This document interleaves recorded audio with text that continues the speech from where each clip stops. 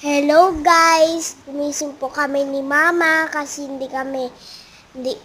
na kami pumasok kasi ulan. Gigising nga po ako ni ate kasi tulog pa siya ulit. Sabi ko wag na magtulog. Maghugas ka na kami, mag-wash face na kami kasi para presko. Diyan ay ulan na. Ito na nga ako muna kasi bawal dito dalawa. Baka magalit si Auntie Mami. Ito na nga siya, si ate. Galaw-galaw lang, walang paulit. Uy, charot! Ito na nga, mag-face towel na ako. Ito na nga, ng mga kumot.